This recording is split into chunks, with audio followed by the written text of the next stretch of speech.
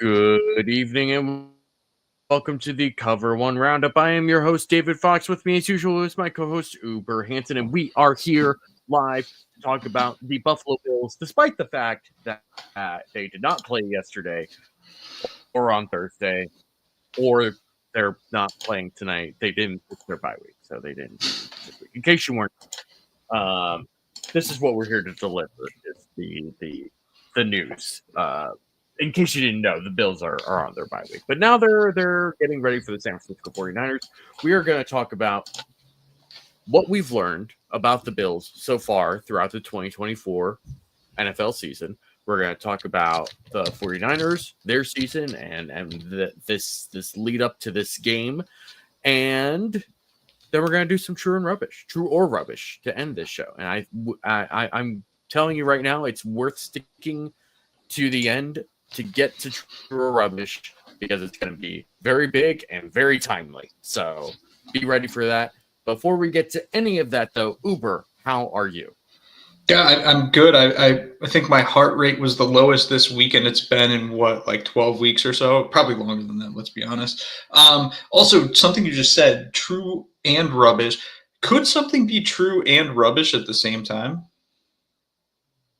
Well, if you recall last year when the Bills were 5-5 going into the bye week, and we were, I think every week we did true or rubbish, and it was the Bills are going to make the playoffs, and I think trubbish or trubish, whatever, was a very common answer for that particular one. So, yes. It was like Schrodinger's cat of playoff aspirations. It really was. But that's not the case this year, presumably, because the Bills' current scenarios to get to the playoffs are pretty simple at this point. And that's what happens when you're 9-2 going into the bye week with 6 games to go. So I am very excited about that prospect. I'm also very excited to be talking about our lovely sponsors here over at Cover One, and that's actually you guys. For those of you who are One Pass members and subscribers, first of all, thank you for being such strong supporters of Cover One and everything that we do here.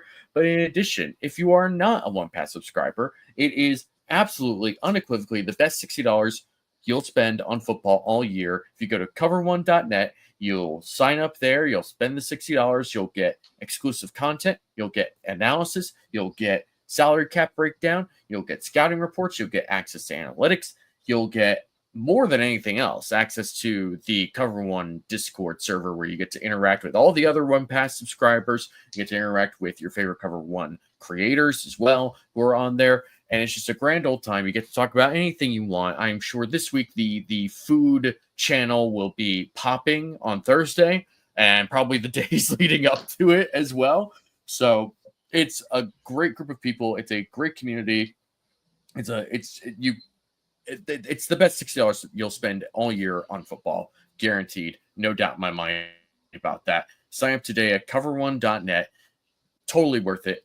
Cannot endorse enough, and it's the best and most direct way to support us and the work that we do here at Cover One. In addition to all of the things that I've mentioned, you also get a nice shirt like this. If you can there we go. You can see it there. You get a shirt from 26 Shirts, who is a network sponsor now and giving out shirts as part of One Pass.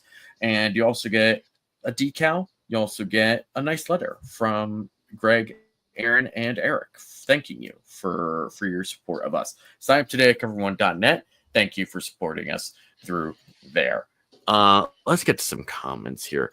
What does the Fox say? Says Music Blogger 87.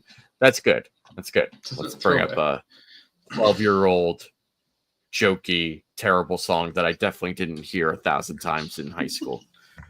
Definitely didn't do that. Keon's Jacket Jockey. Something fake, probably. I don't know what this is in relation to, but no. Sweet Spike, thank you for the support as usual. Whopper, remember in the 2023 season when Uber was telling everyone Khalil Shakir was going to get cut because Justin Shorter was better on special teams? Is that a take you had?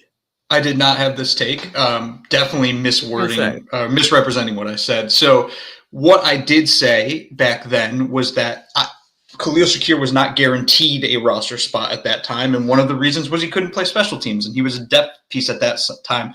That being said, I loved him as a depth piece because he can play inside and outside. I just didn't see a path to what he's doing today. And I'm happy that I was wrong about his upside. And in fact, I think a lot of rational people were very, very wrong about his upside. It's awesome to see him balling out. But I never did say that I thought Khalil Shakir was going to be cut for Justin Shorter. That's fair. I know that former disgraced co-host of the show, Kyle Salagi, was a big Justin Shorter guy. And I think both of us, like going into that 2023 season, were kind of iffy on Khalil Shakir's like roster status. And then and I remember like that was the summer of Khalil Shakir truthers.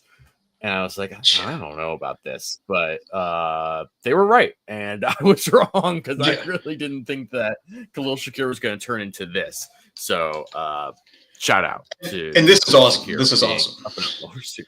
Yeah. It's totally great being wrong in that way. Like it's one of the best things in football. It's like, yeah, I was wrong, and I'm so glad I was wrong. It's the same thing with Josh Allen, honestly. I remember when they drafted him, my reaction, and it was not a positive one. So I was very wrong about that too. Furious.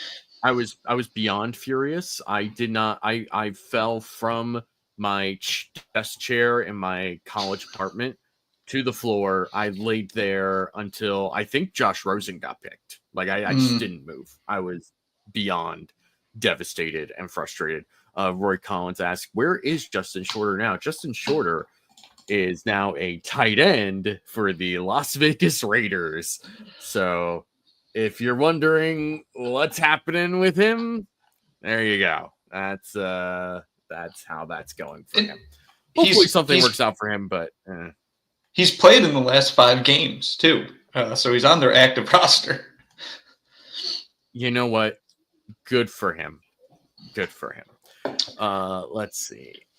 Yeah, this is oh, hold on. Here's an interesting thought. Sweet Spike says you guys should send stickers on each year's renewal of Cover 1-1 Pass. I assume is what he's referring to. You know what? I'm not in charge of that, but I'm gonna highlight this. I'll bring this to the bosses if they'll listen to me. We'll see. But it's a good thought, Sweet Spike. I appreciate that thought. RJ says the national media basically gaslit everyone to think that Josh Allen was terrible coming out of college. They didn't have to do that.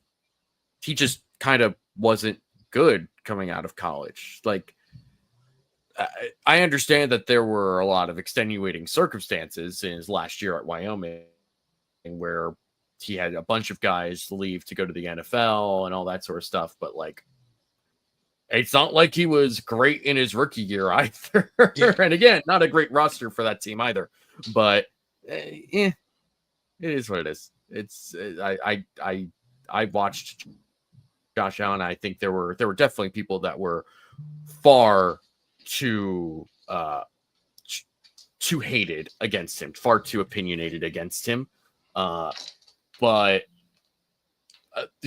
trying to paint him as like a first round pick or even a top 10 pick or like a top 5 pick, that was a bridge too far for me, and I felt that way about it the entire time. And I'm glad I was wrong. If you see now, like, there's so many teams that have tried to draft their version of Josh Allen, and it's been a failure for every other team.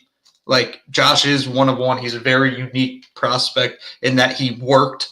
He very well could have not worked. But I think his rookie season was bad. We at least saw some flashes, and then obviously the second year we saw a little bit more flashes more consistently, and then the third year he just went Super Saiyan. So happy it worked out. Definitely did not expect it to. That also could have just been a big part of that was years and years of being a Bills fan and seeing quarterback after quarterback after quarterback and just never having one. So yeah. Never forget Brian Brom, the savior.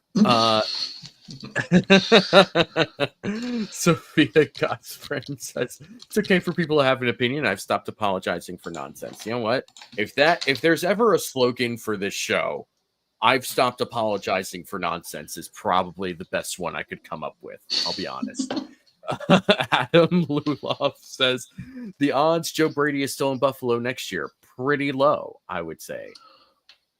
Looking at this current crop of head coaches that are going to be available and wanted for this head coaching cycle and the number of jobs that are likely to be open, I think it's pretty likely that Joe Brady will not be in Buffalo next year. So there will be a search. I did see one thing that was like I don't know, I think it was the odds for the Jets next head coach, and Joe Brady was first on that. I do wonder if Joe Brady takes that, like if he was offered the Jets job, if he's like, I'm not doing that. Like I cannot, you guys are too much of a cluster. I can't come here. Like there's two teams, the Jets and the Panthers, that you just have to steer clear of.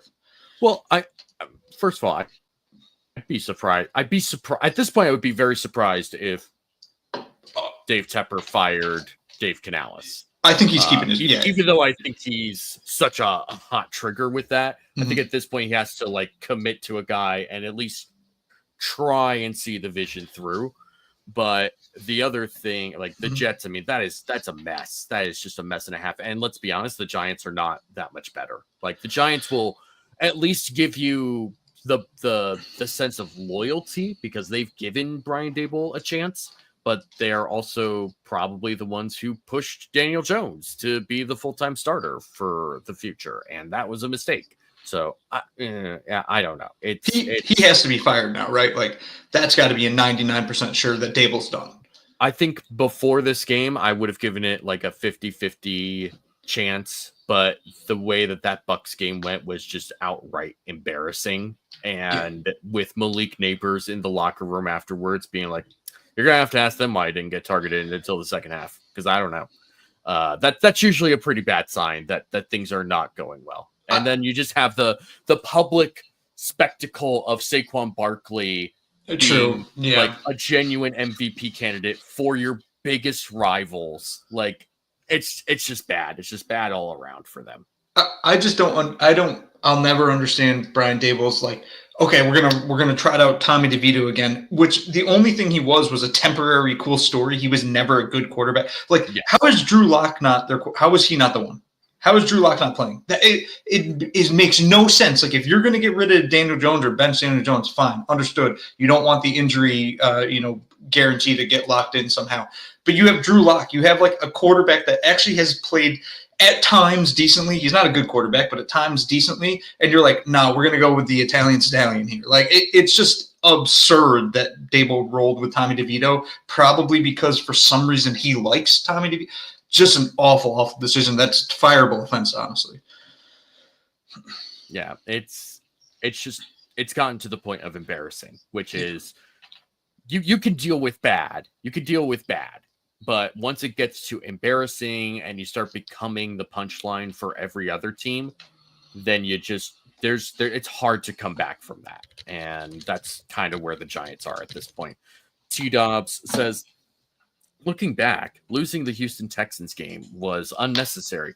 Listen, I don't think you needed to look back at that. I think just in the moment we felt that losing that game was unnecessary. Yeah. But when your offense kind of takes a piss in the first half, it's hard. It's hard. And if there is a strength to this Texans team, it is the defense, which I think is still capable of playing at a pretty high level when they're on. However, as you tweeted out earlier, Jalen Petrie being out for the next couple of games is a pretty big deal. I mean, he's a flying banshee back there in the secondary. He makes big plays. He's a total spark plug in terms of energy. Like that's a big loss for them. And for a team that is kind of relying on their defense to help carry them right now because the offense is just a mess. I mean, it's going to be tough for the Texans who kind of seem a little lost right now. Yeah, that Texans game, the positive way I spun that after that game was like the Bills played as bad as they could have played, and it took a 59-yard field goal to beat us. Like that's a positive way to look at that game because I don't expect the Bills to be that bad again at really any point in the season, and they've gotten healthier too. So Now you look at a Texans team who's kind of going the exact opposite direction of the Bills, right? They're getting less and less healthy, and they're getting worse and worse by the week. And I'll say, like, and I probably criticize him a little bit too much, but like CJ Stroud doesn't look good right now. Like he kind of looks like something's not quite right. I'm not saying injury. Like he's just not processing well. He's not in sync with his receivers. And one thing I've been tracking since his rookie season, because I noticed it after the Jets game last year, he plays really, really bad outside. I'm going to be interested to see how he kind of progresses the remainder of the season. I'm not even sure how many games they have left outdoors, but especially when it gets cold out, his stats drop off a cliff. And if they get the 4 seed, they get that one home game, but then they're going to have to go to a Baltimore, a Pittsburgh, a Kansas City, a Buffalo. Like he's in for a world of hurt when that happens because he hasn't proven he can do it outside yet. This is interesting. It's actually very interesting because coming out of college at Ohio State, the thing with CJ Stroud, or at least the comparison that people were kind of debating and discussing with him was, is he just Jared Goff?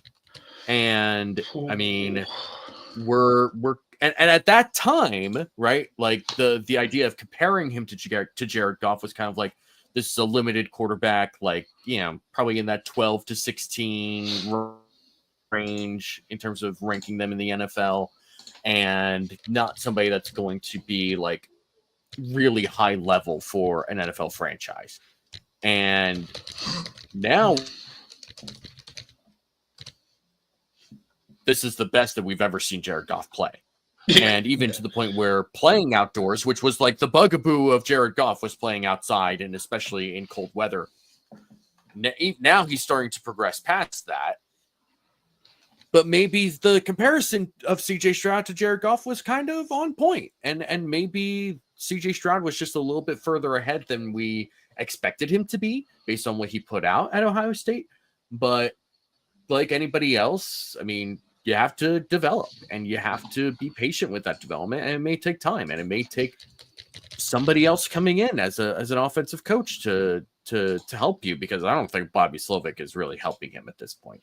I think they're probably putting too much on him that he's just thinking and doing too much, and it's not helping him.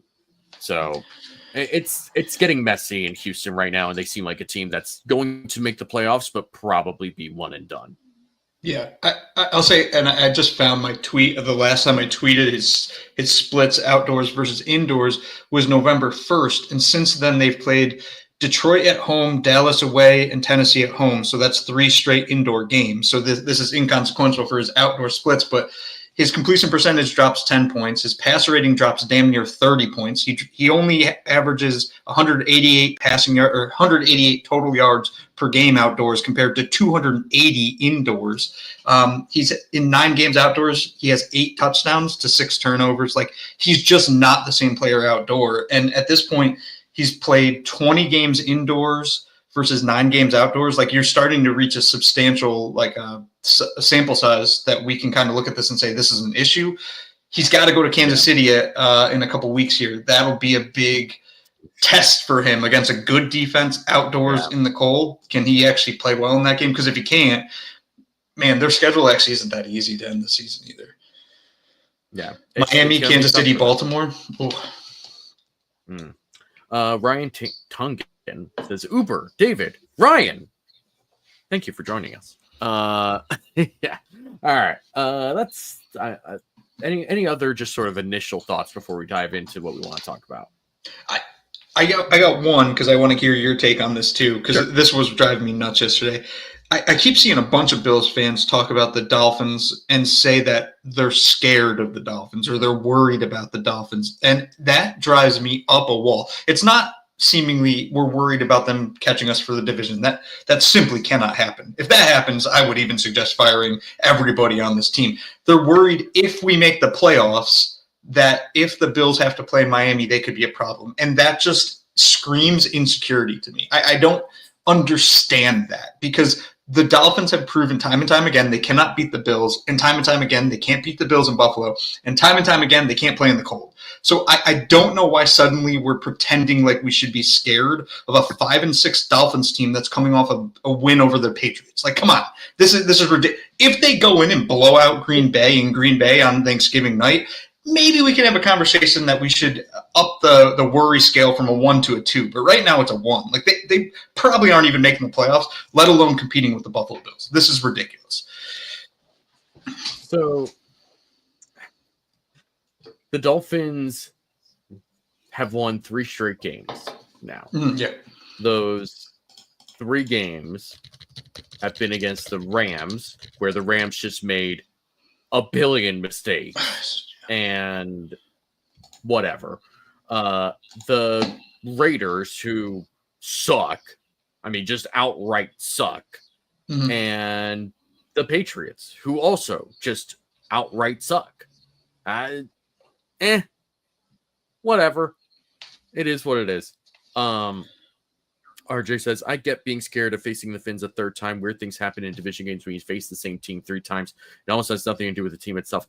Go look up the record of teams that have played each other 3 times in the same season, like in the postseason. Because this idea that, like, it's hard to beat the same team 3 times. No, it's not. It really isn't. It happens more often than not. It's a nice idea. Mm-hmm. I get the idea. It's not really a thing. And I don't buy into it. I'm not buying into this Dolphins team. Like, they're playing well. Yeah. Let's not I don't want to be dismissive in that way. They are playing well. The offense clearly looks better with Tua in it, which is not surprising. It just looks functional. Like, and the even in the 2 games that they lost against the Cardinals and the Bills, they were in both of those games. They just couldn't finish either of those games. But you have to finish games in order to win in December and in January. Like, I'm not going to sit here and start worrying about the Dolphins, who are 5-6 right now. I'm glad that they are playing better so that this Thursday night game against the Packers is actually meaningful and potentially entertaining, because a couple weeks ago this looked like, oh my God, this is a pass out after I have my 4th slice of pie game, like, but now it might be interesting. It might actually be very, very. It's supposed to be interesting. During that game at kickoff, say 8 p.m., it should be about 29 degrees. So if Tua, who was talking a little bit of smack yesterday, saying like he can't wait to break this narrative, like you better go in Green Bay and win, because if you don't, now you got to win out to make the playoffs or even have a shot at the playoffs. And 2, that narrative's never going to go away. Like, and that Green Bay team will smack you in the mouth. And I don't think the Dolphins are ready for a team that'll smack them in the mouth. You played the Patriots and the Raiders. They're not going to run it down your throat. That Green Bay Packers team with Josh Jacobs, they're going to punish you over and over again. To me, it's an easy pick. Like, the Packers are going to blow them out. And I think you're going to see a rattled Dolphins team leaving that game, where they're going to be like, oh, we didn't trade Calais Campbell. Why didn't we trade him after, McDaniel got up on his pedestal and pretended to be goofy? Because that team pisses me off so much. I can't wait for them to fall flat against the Packers. I wish it were colder. I just wish it were colder. All right, we're gonna move on. Let's talk about. So we've got a bunch of notes right now on the Niners, and we will get to the Bills versus Niners game.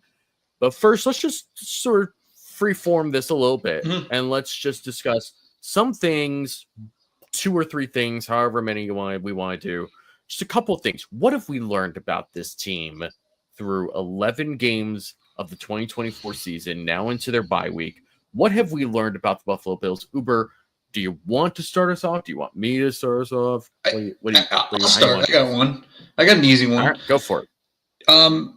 Stephon Diggs didn't make Josh Allen. I think that's pretty clear. I think Stephon Diggs was an integral piece to Josh Allen's career ascension and his development, he didn't make him. And neither did Josh Allen make Stephon Diggs. They both were simpatico in that relationship, and it worked out for a long time. But coming into this season, the whole concept that, oh my gosh, Josh Allen, we're going to see a massive regression from him without Stephon Diggs, without a true wide receiver one. There were Chiefs fans chirping like, I can't wait to see what Josh – you think that Josh is on Pat's level? Wait until you see him with this receiver core. Or you had Dolphins fans trying to spit the word that like, oh, well, Tua could be better. The only reason Josh was is because he had Diggs. Well, now coming into the season, Josh is arguably playing the best football of his career. 2020 was right there, though. 2020 and this season are very similar in that regard. But Josh has been phenomenal, and he's done it for the most part without any help. Like Khalil Shakir, he's very good season so far. But then you're talking about Keon Coleman, who's a rookie. You're talking about Amari Cooper, who's been injured most of his time in Buffalo. Dalton Kincaid hasn't really ascended where we thought. So he's thrown to Mac Hollins more than anyone, essentially. And yet he's playing at an elite level and the front runner for MVP. So we've kind of disproven the point that Stephon Diggs made Josh Allen. I love starting off with that because that was definitely a thing that people were trying to push. Not like super hard. That was sort of more of like an online fan sort of thing. There may be some media personalities who were trying to suggest something similar to that, or at least being concerned that like, hey, like it's been a while since Stephon Diggs didn't have like, or that Josh Allen didn't have a player like this. So what's that going to look like? And that's fair. It was a fair question to ask. But at the end of the day, like Josh, if you believed beforehand that Josh Allen was the second best quarterback in the NFL, then taking other players like that, even great players like Stephon Diggs, away from him shouldn't make you think that he's going to fall off a cliff. Yeah. Like that was the big issue that I had. It's just like, if you really believe that this guy is that type of guy, then he is. And taking away players is going to hurt that. And we see that with Patrick Mahomes as well, where once Travis Kelce starts falling down and you just don't have an answer at either tackle spot, and your run game is kind of, middling and good enough, and the rest of your receivers just aren't consistent enough, yeah, the production slips and it's not quite as entertaining. It's not quite as free balling or whatever, but that doesn't mean Patrick Mahomes is bad. That doesn't mean that Patrick Mahomes isn't playing well. He's still good. He still comes up clutch. He still makes ridiculous plays like running for 33 yards against the Panthers defense when the game is on the line. Yeah. Like, this is just what he does. It's the same thing with Josh Allen, running 26 yards for a touchdown to go ahead 2 scores against the Kansas City Chiefs. This is what the best guys do. And Josh Allen is one of those best guys, despite the fact that the Bills didn't necessarily give him all the support that he needed right out the gate. But they also recognized, hey, we got a shot here because this division sucks and this conference as a whole is not great. And the Chiefs right now are like kind of just living on the margins, which is different than where they've been in previous seasons. If we go get someone like Amari Cooper and just bump everyone down, depending on the price, this could be worth it. And it was, and it is, right? Yeah, and this kind of goes at least into me. And before I get too far, I'm going to assume Roy Collins is taking this opportunity to say his what we've learned. I think our depth is better this year than last. If anyone else has their thoughts, just sort of what have we learned about the Bills, get it in the comments. We'll bring some up as we go along. But what have we learned about the Bills? This also ties into it. Brandon Beane is a very good general manager. Yes. And this notion that, like, oh, they need to be better at drafting because they haven't drafted enough, like, high-level players. They haven't drafted enough Pro Bowl players. Like, oh, I'm sorry. Do you want more Mitch Trubisky's on this roster? Like, guys who just end up in, do you want another Tyler Huntley on this roster? Like, this whole idea that you need to be drafting Pro Bowl players is absurd to me. Like, that we're using this that we're still using this as a measuring stick, because the whole Pro Bowl has just become such a joke and such a mess, because we all here collectively know that Terrell Bernard should have been a Pro Bowl player, if not an All-Pro last year, with the way that he played. We know that guys like Jordan Poyer and Micah Hyde and Matt Milano should have far more recognition than they deserve. I would even argue the other way with someone like Deion Dawkins, who up until like the last 2 years, right? He had at least one Pro Bowl where I was like, I don't know why he's here. This is not, and he's only there because of name recognition and because he's kind of a fun personality. He's kind of inserted himself into the media in that way. But again, it's just sort of like, why are we using this as a measuring stick? And especially, I think people sort of looked at it when it came to defense in particular, because on offense, you had Josh Allen, you had Deion Dawkins, you had guys that you felt good about overall. And even James Cook was a Pro Bowler last year. The defense, though, was not built on a lot of Pro Bowl type of guys. But there's also not a lot of holes on this defense. Really, I wouldn't even argue that there is a major hole at this point, as long as the interior of the defensive line plays anywhere close to what they played against Kansas City throughout the rest of the season. That would be nice. So I think that's the way to approach it, though. Like on offense, it's about featuring your best players, and it's about being experimental. It's about showing different things and breaking tendency and making sure that you're staying within your identity, but still finding ways to cheat outside of it, essentially. Whereas on defense, it's about a system, getting guys to buy into that system, and more importantly than anything else, it's about hiding your worst player, right? And if your worst player on defense is kind of average, that's a so much better place to be than having just a clear, like, oh, this player is terrible, we're just going to target this cornerback in coverage. If you want to look back at an example of how bad that can get, go to that Patriots-Falcons Super Bowl. Look just in the second half, look at what the Patriots do. What the Patriots did was they looked at number 32 on Atlanta, Jalen Collins, that poor bastard.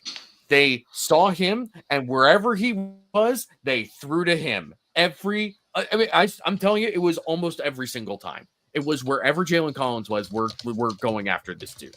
And it was rough, and it was bad, and it was tough seeing him trying to turn and come back to the ball and make a tackle or make a play in space. It was bad, and it was a big reason why the Falcons could not keep away from Falconsing in that Super Bowl. And RJ brings up another great point. That was the same year that Roger Saffold got voted to the Pro Bowl, and he wasn't that good. He wasn't even average. He was markedly below average. So I push back on this idea that Brandon Beane is, one, a bad GM, and two, that it should be determined by Pro Bowl players that you've drafted. Poppycock. Nonsense. Absurdity. I do not buy into this. I think that he has done a fantastic job of not just building this roster as a whole, but also recognizing when picks aren't working and when he needs to. Justin Shorter, right? We just talked about him. Like, yeah, that was a 6th-round pick, and yeah, he has the size to play outside, and that's nice for a team that didn't have much in the way of boundary receivers. But this was not somebody who's going to help this team. So off you go. It's time. It's just time to go. And they were right to do that. As opposed to Khalil Shakir, who, maybe didn't show a ton, at least to me. Obviously, there were a lot of people who felt differently about Khalil Shakir after year one. But to me, it was sort of like, okay, if you're not going to play special teams and you're not integrating yourself into this offense right off the bat, I'm like, I don't know about this. But they stuck with him, and it turns out he's one of the best receivers in the NFL. Like, this is what good GMs do. This is exactly the sort of thing that they do. Yeah, I think like a good counter example to Brandon Beane in a GM that a lot of people actually really liked is Joe Douglas, who was just fired by the Jets. And Joe Douglas drafted a ton of all pros and Pro Bowlers and all these great players, and that team's a disaster. it's because he didn't build a roster. He drafted high talent players. It also helped him that he was often drafting in the top 10, something the Bills don't ever do anymore because they were a really good football team. So you kind of have to set expectations to some point with these players that are drafted and realize that the Bills are often drafting at the bottom of the first round, where all the first round graded players are gone. Like there isn't 32 first round graded players. That's a myth that does not exist. The team does not have 32 players that they think are deserving of being drafted in the first round. So for the most part, the Bills are either drafting somebody a little bit earlier than they want, a second round graded player, or they're trying to trade down. And when they do, what happens when they trade down? Well, they're ripped by the entire NFL for how could you possibly give that wide receiver to the Chiefs? And in reality, the Bills might have got the better player. Obviously, there's a lot more of those careers for Keon Coleman and Xavier Worthy to go in their careers. But for the most part right now, it was a win for the Bills, at least from a Bills perspective. They got Dwayne Carter, who looks pretty good as a part of that.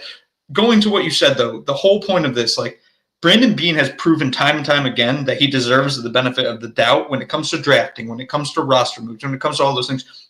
And honestly, Sean McDermott is a part of that too. He's a part of those conversations. He's a part of determining who to draft. So when the Bills make these roster moves and we have fans clamoring and screaming and freaking out because, God forbid, how could we not do this? How could we not do that? I think all of us need to take a step back at some point and be like, they're better at it than we are, much better at it than we are.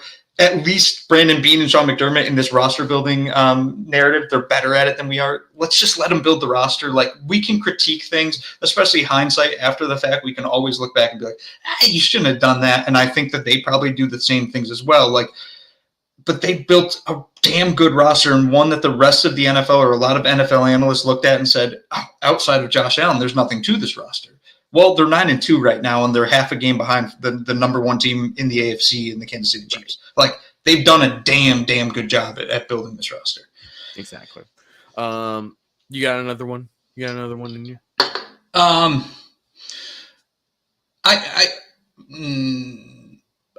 guess I'll throw one more. And I hate to keep staying on. Actually, you know what I'll do? No, RJ brought this up. He brought up the depth of this team. And I think that's an important topic to kind of discuss just quickly. Roy Collins. There. Okay.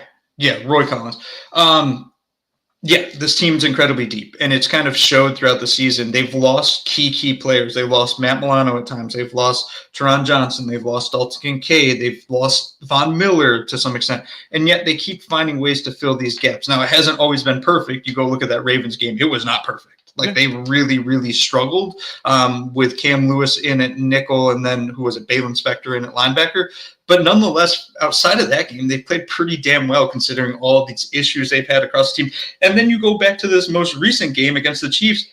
You don't have Spencer Brown. You don't have Dalton Kincaid. You don't have Keon Coleman. And you put up 30 points against a Spags defense, which that hasn't happened in, 25 games or something like that? Like, this team was built with depth in mind, but also really high-level, quietly high-level talent on the front end. Like, Spencer Brown's another prime example of Brandon Beane and Sean McDermott, right? There was a bunch of Bills fans. I think even we talked about on the show, like, Spencer Brown might not be it. We might need to look at somebody at right tackle. He's been pretty damn good ever since those discussions really happened. So the depth's been very important, and the depth has led to the Bills winning football games that most other teams probably wouldn't have won.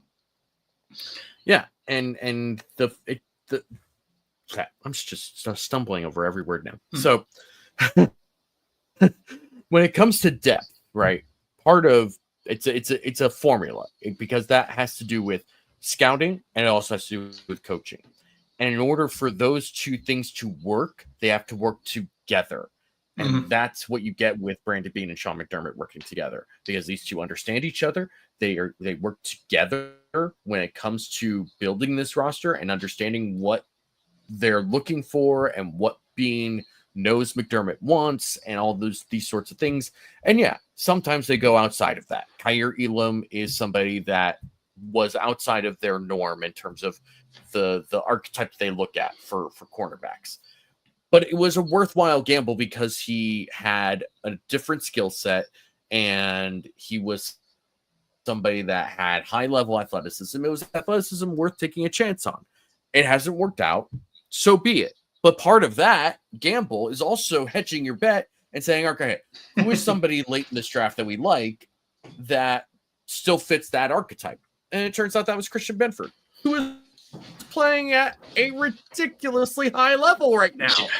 And I think it's Chris Seth at Low Buffa on Twitter, who brings up, I feel like every week, anytime there's a cornerback like XY, this chart, like anything related to that,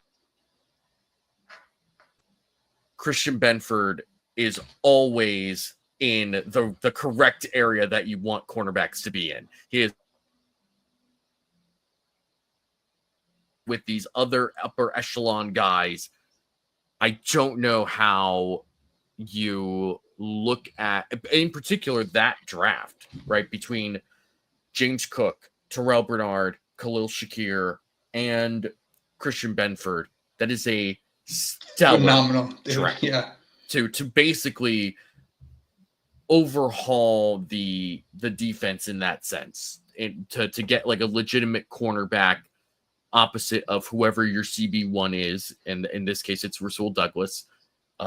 You get a starting Mike linebacker to replace Tremaine Edmonds that everyone at the time thought, what is this pick? What is the point of this pick? This pick makes no freaking sense at all.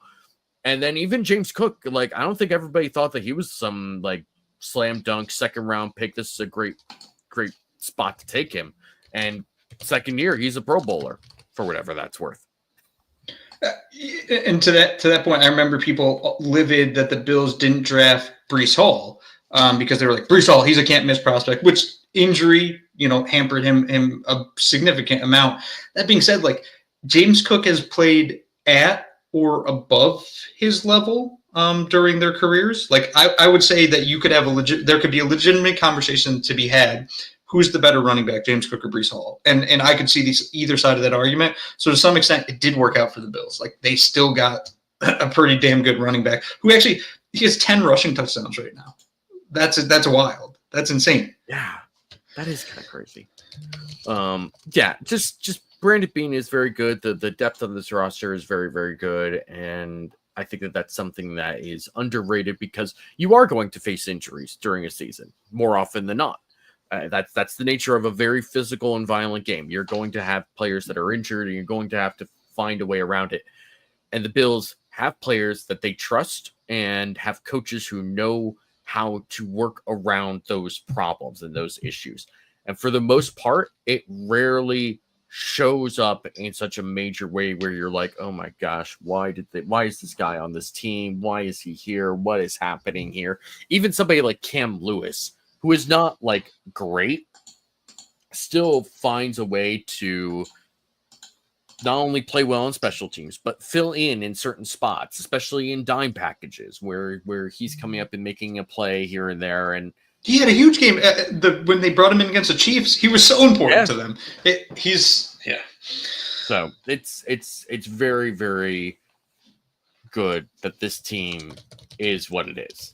And it's really impressive and a testament to how they built this roster. And I love that you brought up Joe Douglas as an example, as a counter example, because he is a great like identifier of talent.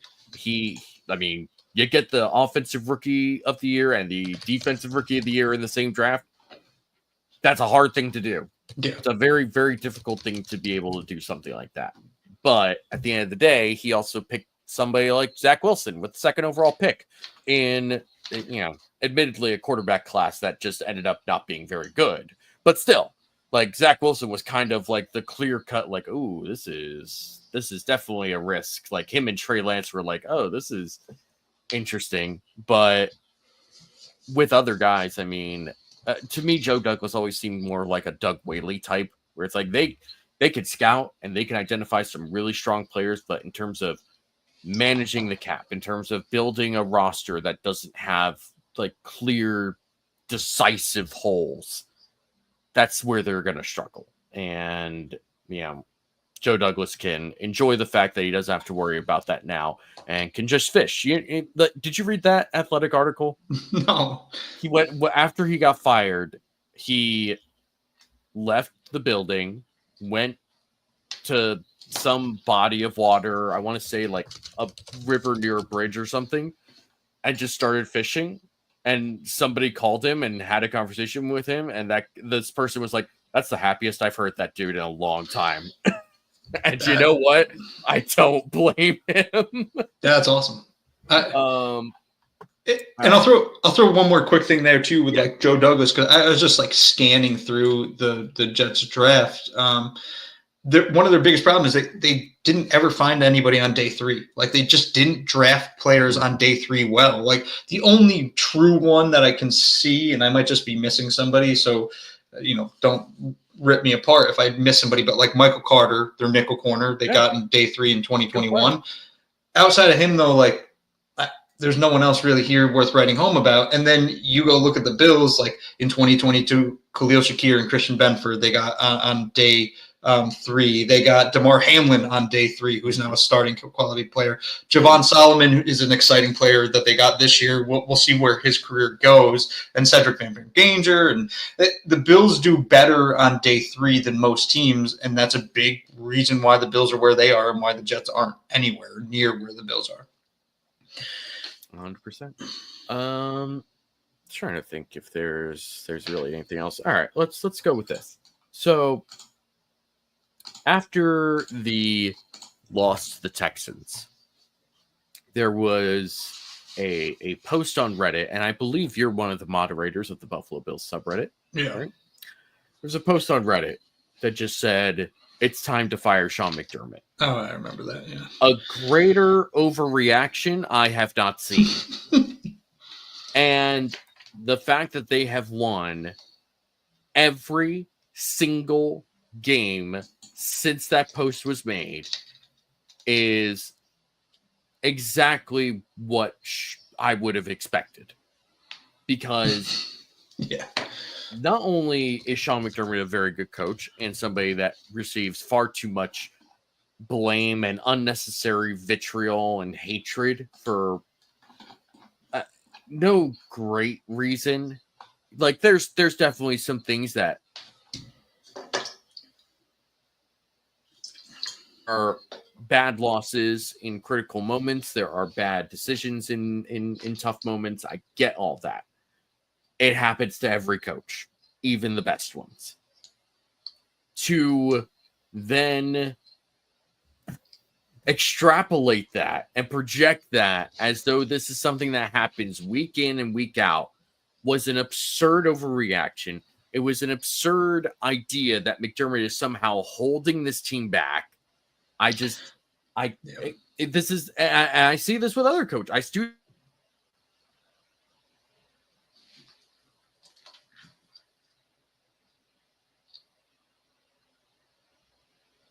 Loading.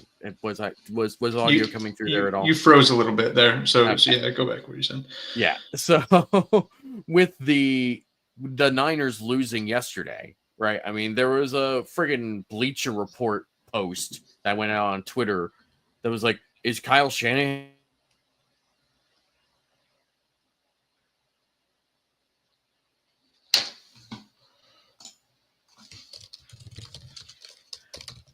one of these days I'll get internet that works. Today's not that day, though. That's what the message is. Yeah. So Kyle Shanahan, people were trying to suggest that he might.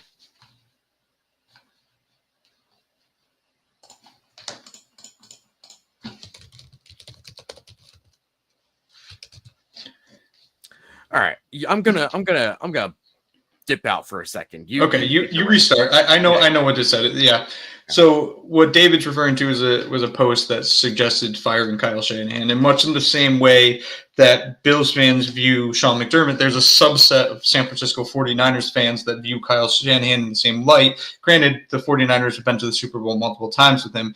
The entire idea behind that, though, is that by firing Kyle Shanahan, you might go and find a coach that can lead them over that hump. And I think that Bills fans, a lot of Bills fans at least, push the same exact narrative as well. And it could be true. There was a point even last season, and I'm one of his most ardent defenders, Sean McDermott, that being, there was a point last season after the Broncos game where they had 12 men on the field. It negated a missed field goal. The Broncos ended up kicking the field goal, winning the game. Even myself said, it might be time to fire Sean McDermott. And I said, if they do let him go, I won't be upset. If they keep him, I won't be upset. This season, though, I think has been his best season coaching.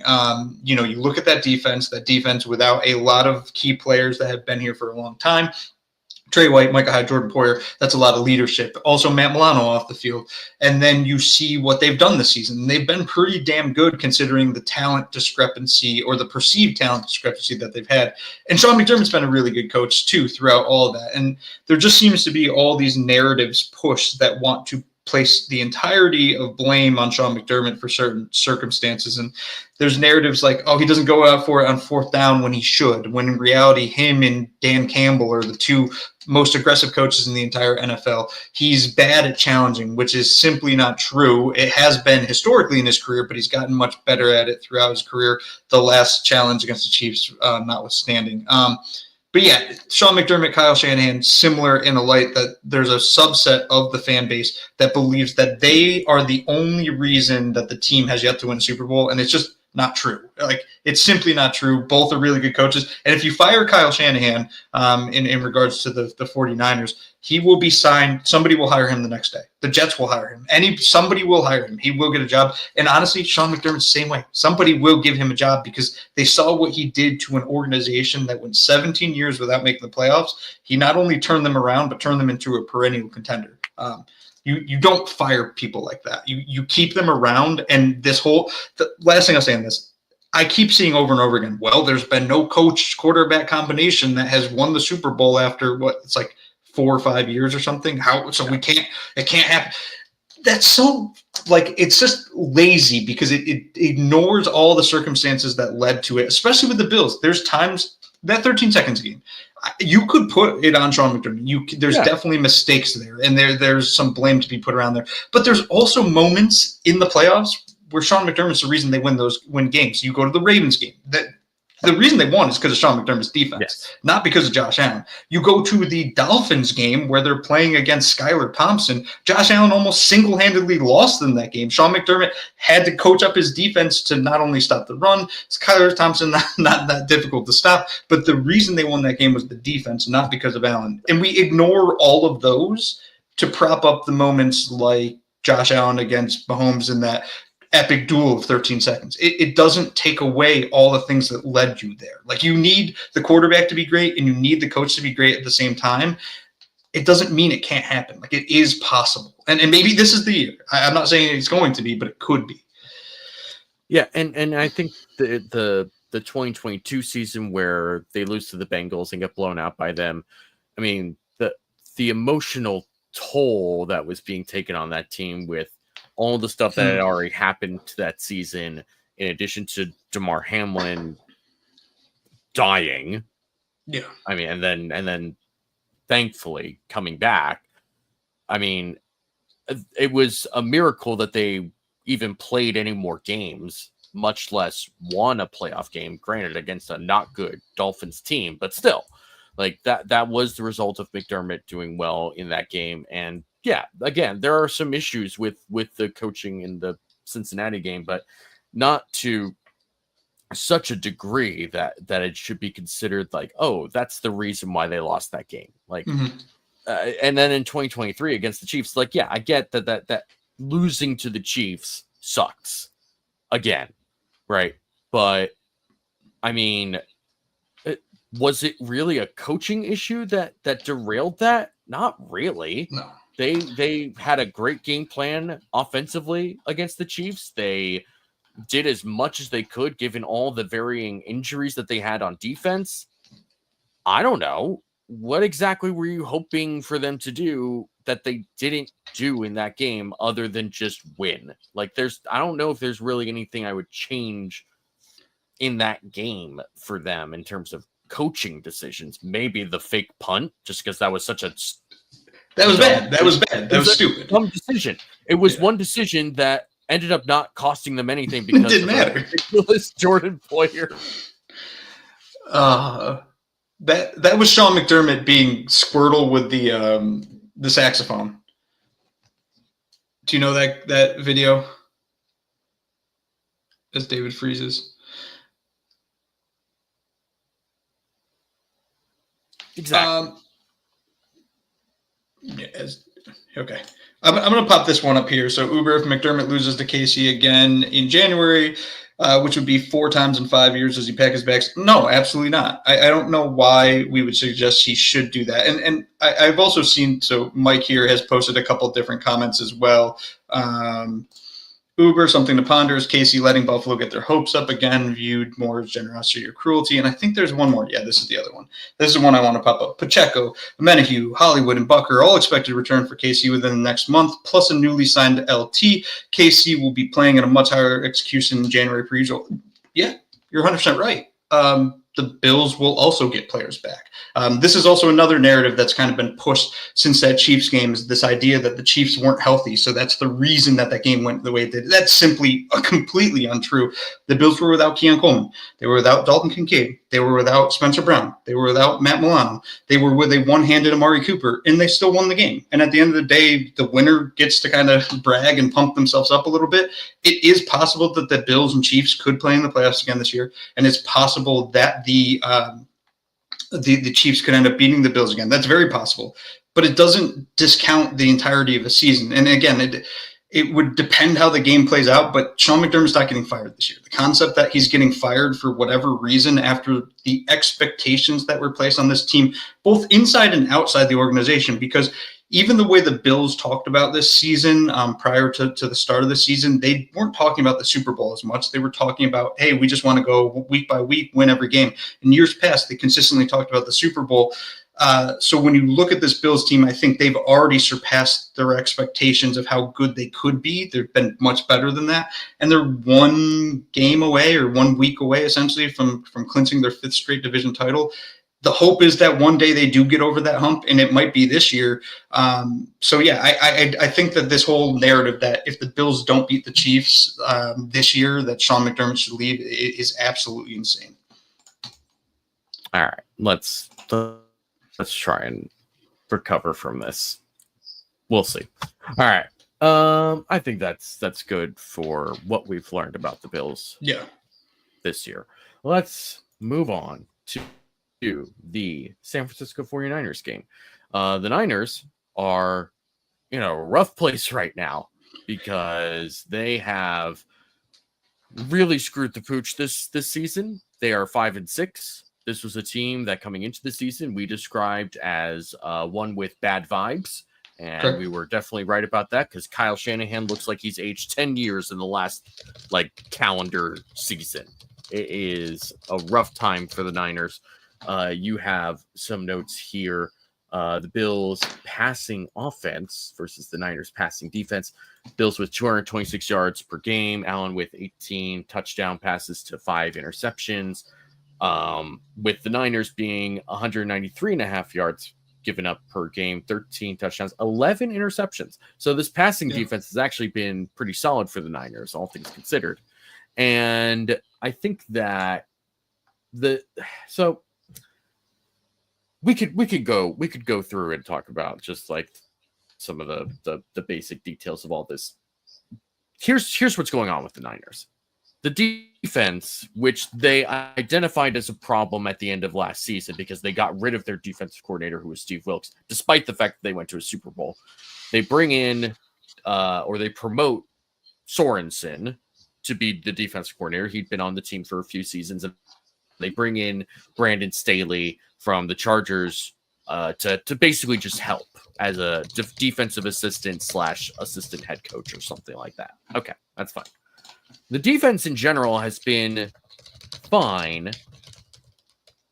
Yesterday was the first game where it felt like this team doesn't seem to be where it should be, and it looks like they're about to kind of fall off a little bit. Like the wheels might be falling off the train here because the defense.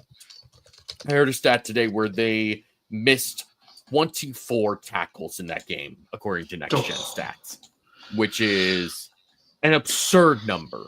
And for a team that has some good players on it, to not make that many plays, to have opportunities to make that many plays, that was tough. And beyond that, the offense is simply so banged up that it becomes so difficult to move past that. Brock Purdy not playing, obviously being the biggest one, but they've lost Brandon Ayuk, who already was not having a great season. George Kittle is kind of in and out of the lineup, it seems, with injuries because he's 30. First of all, George Kittle is 31 years old. Did you know that? I thought he was younger than that. Did you think he was older than that? I legitimately thought he was far younger than that. But okay, I thought so too. I think he was drafted. Yeah, I think he was drafted in 2016, which was now 8 years ago. So it makes sense when you think of it like that, but it also doesn't make me feel good. So anyway, that's a whole other thing. But George Kittle is kind of in and out of the lineup. Deebo Samuel is always in and out of the lineup and kind of seems to have a pissy attitude regardless. And Trent Williams is 38 and again dealing with injuries. Like this is not a team that is healthy. This is not a team that is playing well, regardless of health. And even then, like you look at the defense has been playing overall pretty well, but they've given up multiple fourth quarter leads in critical situations. And it's just sort of like, what does this team do well? What is this team doing well? What is this team doing well for 4 quarters? And then beyond all that, their special teams just suck. I mean, I don't know how much of that Titans-Texans game that you watched, and the Titans special teams have been bad. The Niners are kind of in that same realm. Like they are not getting anything from their punter. Their kicker, Jake Moody, has had some major misses this year. And I think their coverage units have not been great either. And it's they don't have a side of the ball that's winning consistently, that's winning for all 4 quarters. There's no particular unit on each side of the ball, like linebackers or running backs or anything that is providing enough to try and make up for anything. They're an average to below average team across the board right now. Yeah, I mean, this is the first time hearing that 24 missed tackles number. That's indicative to me of a team that's kind of on the verge of giving up and saying, "Screw this, I'm done with this season." And you even look at, you brought up Deebo Samuel, and he does not have a good attitude. And this season all started with the Brandon Ayuk mess, and even some narratives that Deebo Samuel might be traded, and the Bills were one team that was suggested that he might be traded too, incidentally. But yeah, this team just doesn't have good vibes. They didn't have good vibes at the start of the season, and it's continuing this year. And to your point, it doesn't seem like they really do anything well. I think to some extent they thought once they get Christian McCaffrey back, everything will be better because we have that Saquon Barkley, Derrick Henry-esque player. And McCaffrey just doesn't seem like the same player, which I don't think we should necessarily expect him to coming off an injury. But he doesn't seem like the same player anymore. And then the question becomes, well, if Christian McCaffrey's not the same player, and Deebo Samuel's getting a little bit older and also doesn't seem to play as much as he used to, and Brock Purdy's hurt, and Trent Williams is older, and George Kittle is older. George Kittle's so great, by the way. It's like, well, what does the offense have then? Like, what do they do? Where can they beat you? And the thing that does scare me about this game in particular is, like, Christian McCaffrey hasn't looked great, but this is the team that you can go look great against as the player he is. Like, screens out of the backfield, the Bills always struggle with. Christian McCaffrey could slice and dice the Bills there.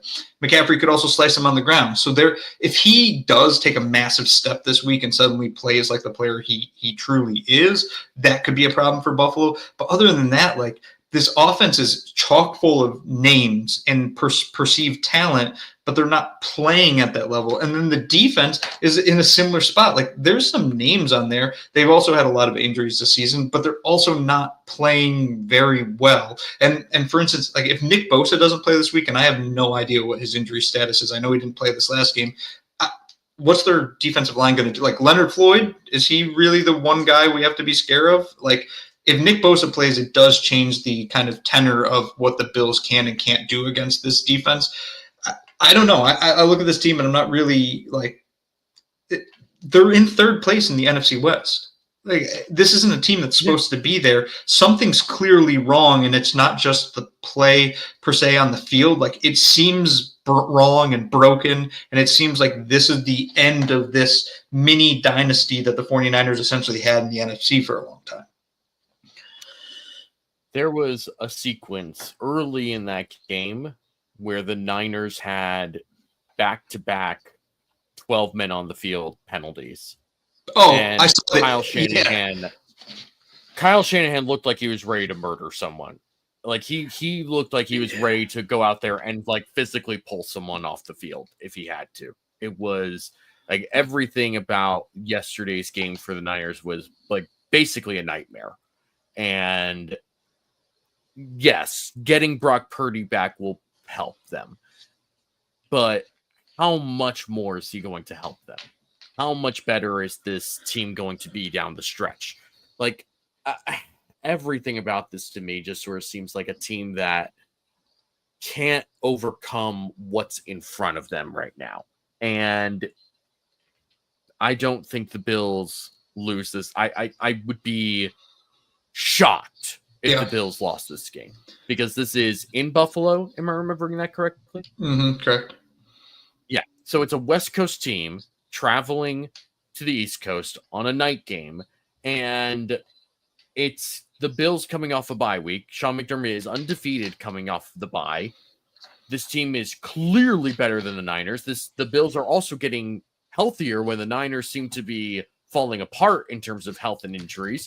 So there's really nothing to me that suggests like truly, other than the Bills beating themselves, there's no reason for the Bills to lose this game. It won't be because the Niners just found some game plan that worked super well against them or whatever. It'll be because the Bills made too many mistakes or whatever. That's how the Bills have lost both of their games so far this season. And if the Bills lose this game to the Niners, it'll be because of that. I cannot possibly conceive of that happening right now. Yeah, the 49ers seem like a broken team, especially that's a big loss to the Packers, right? Am I having that right? Yes. That they just played? Okay.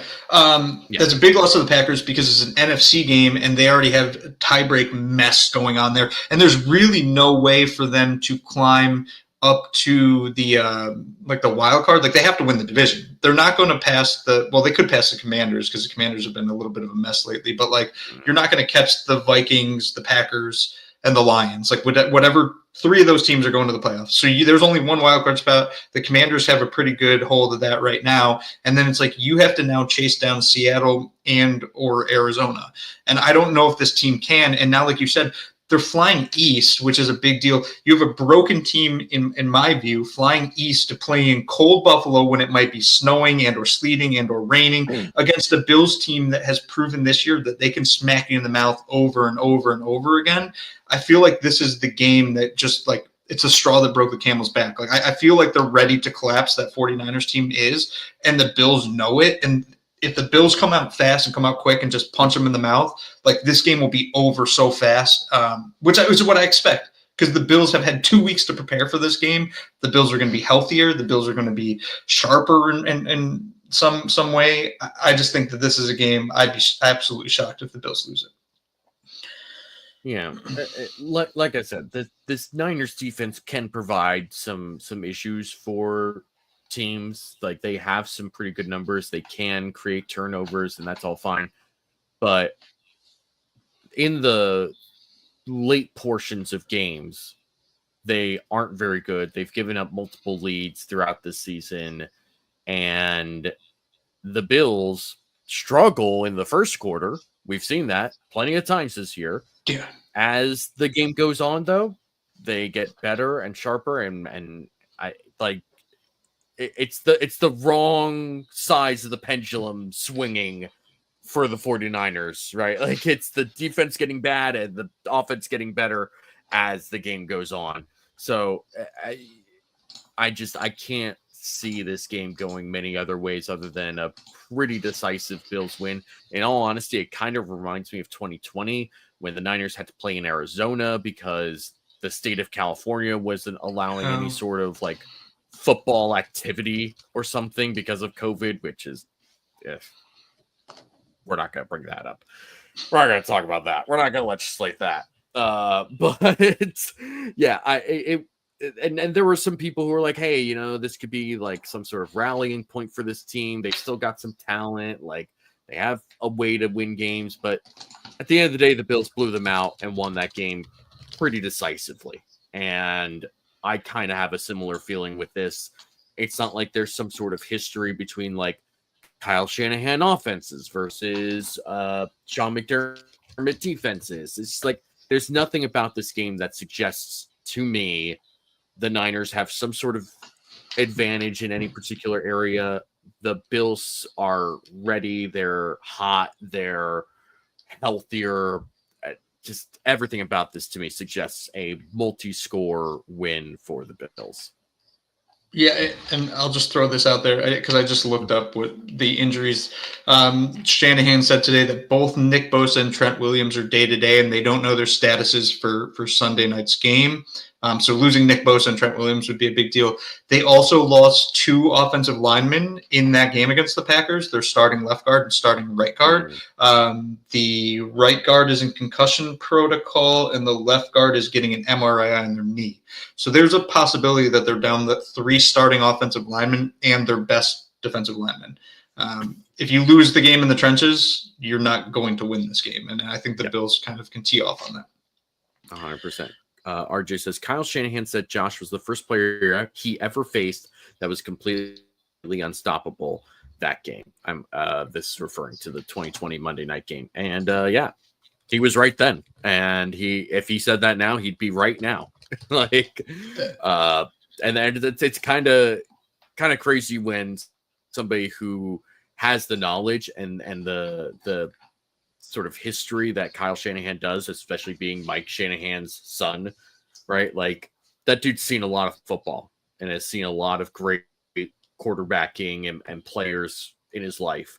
To say that about someone is pretty significant. And he's not somebody that really speaks in a lot of hyperbole, I think. So, yeah, it's just, it is what it is. And I think the Bills win. I think they win very comfortably. Any other final thoughts, stats, etc. you want to throw out there for this? No, I just the last thing I guess I'll say on topic of the Bills before we get to the fun part of the show is I truly, truly hope the Dolphins lose to the Packers on Turkey night, because if they do, then the Bills, all they need is to beat the 49ers at home in Buffalo on Sunday night to win that division. That would be a party in Buffalo if they clinch their 5th straight that night. So I'm not scared of the Dolphins. I just want it. I want the division title now on December 1st. They can clinch the division title on December 1st. That's so insane. Yeah, it's pretty crazy, man. Pretty crazy how good this team is. You know what else is pretty crazy? Thanksgiving. And that is what we're here to talk about in this week's edition of Rubbish. Let's go. Let's go. Folks, if you have never played True or Rubbish, if you've never done this before, first of all, thank you for joining the show. Secondly, I will give Uber a set of statements for him to answer if he thinks it is true or if it is rubbish. We will then discuss and debate as we go on. Feel free to put your own thoughts in the comments as well. This is going to be a very lengthy True or Rubbish segment. So if you're somebody who wants to get to Monday Night Football, I don't blame you. But, you can have that on in the background and focus in on True or Rubbish as well. This is all Thanksgiving related. All of these questions, all these prompts, rather, not questions, are going to be Thanksgiving related. So we'll start right now with the first one. True or rubbish? Turkey is the ideal protein for Thanksgiving. True or rubbish? It's true. This was true all after all. Can't believe it. It was true. Okay, I like turkey more than most people, and I know that the growing narrative is like, don't have turkey on Thanksgiving. You can have whatever you want, which is true. If you cook a prime rib up on Thanksgiving, more power to you. That being said, I think there's something to tradition, and I love the tradition of eating a turkey on Thanksgiving. And I love turkey. I slather it in gravy. I also always get the drumstick. And I always eat the drumstick and the wings. And I eat those things like they're buffalo wings to a point where they're completely clean. I love turkey and I love Thanksgiving. So for me, yeah, turkey's the primary protein on Thanksgiving. So I'm glad that you said that and framed it in that way. First of all, I agree. And I like having different, protein or whatever. If you want to have like turkey and ham or turkey and prime rib or whatever, like fine. Turkey needs to be here though. Turkey needs to be a part of Thanksgiving. On that same note though, true or rubbish, Thanksgiving is no place to do food experimentation. Tradition trumps all.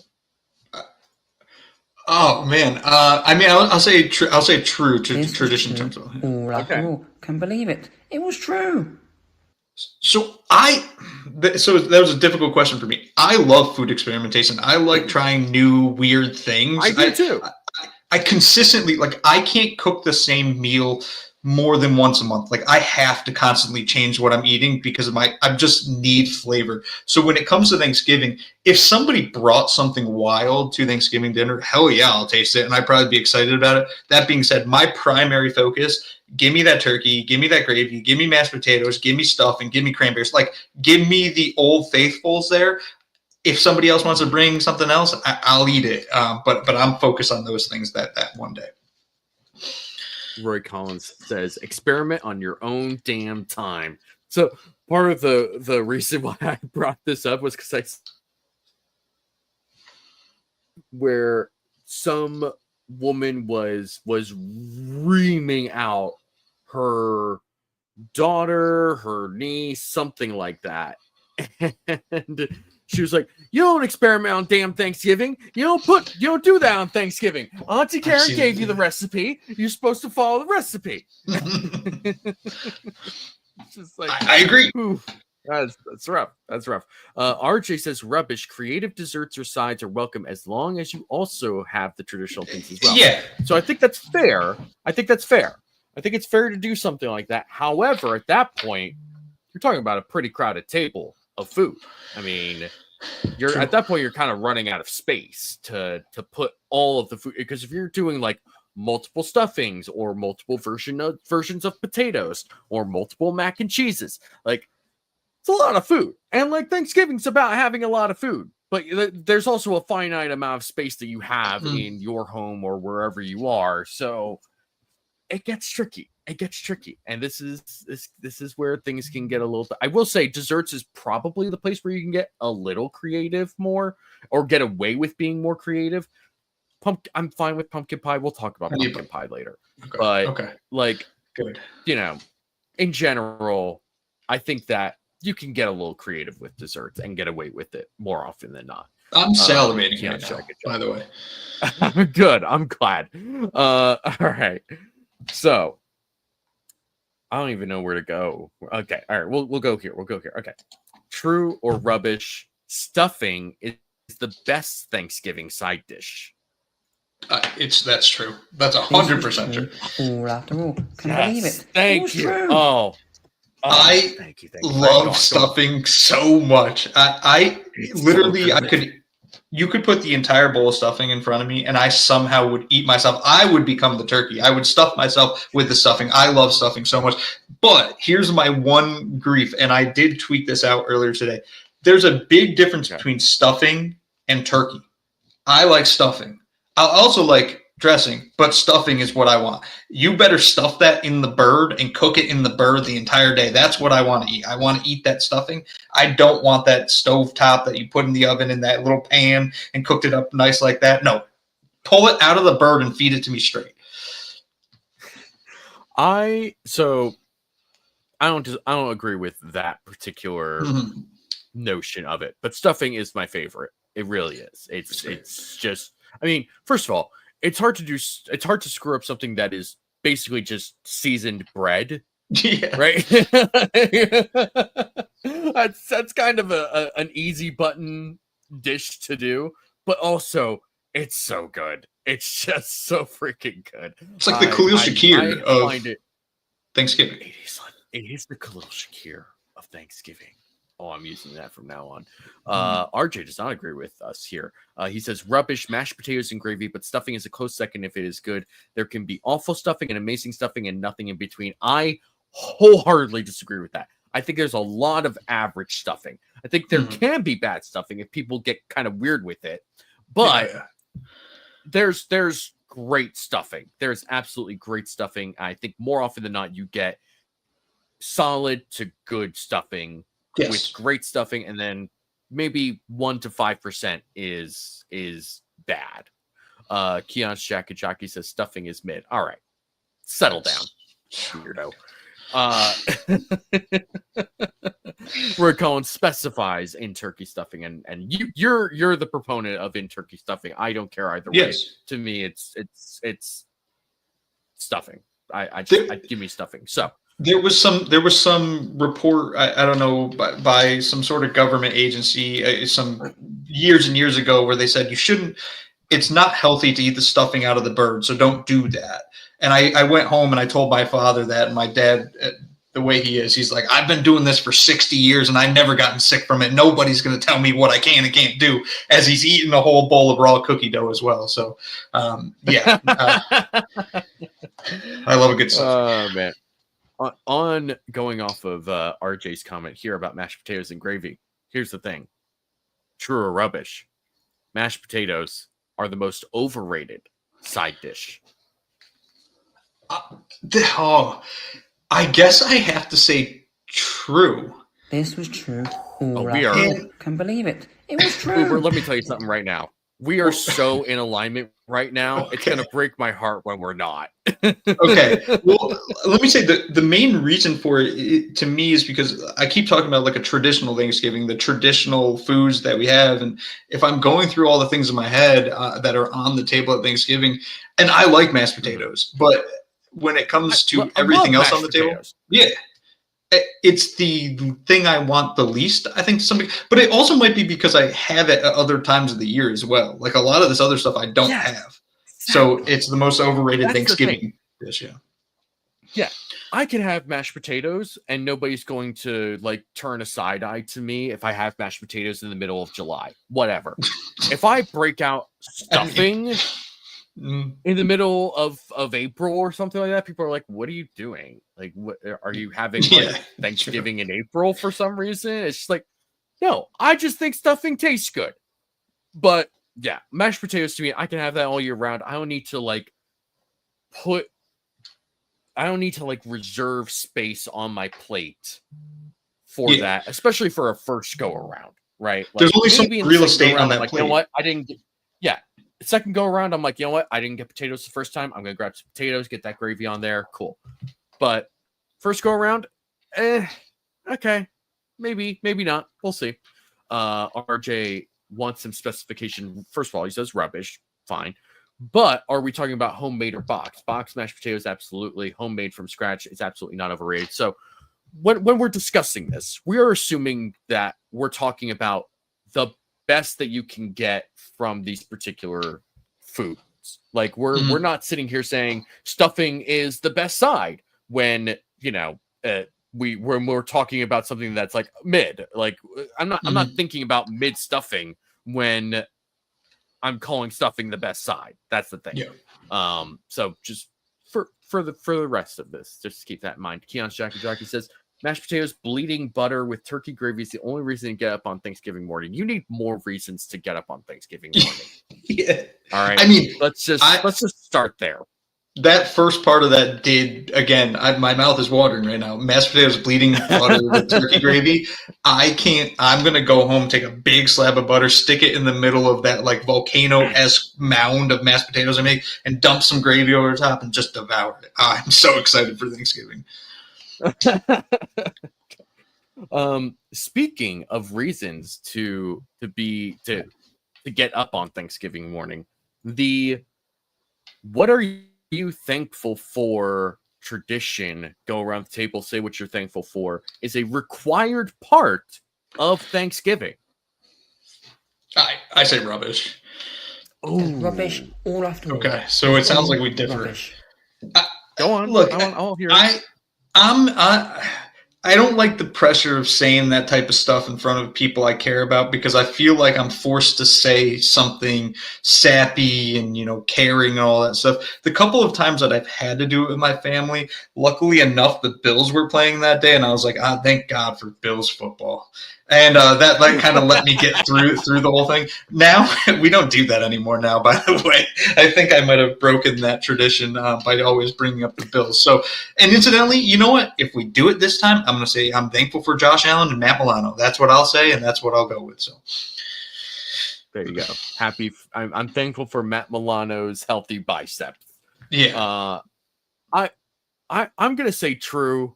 I think that it's hard for me to be all in on the idea of Thanksgiving if I am not giving thanks for something, at least something.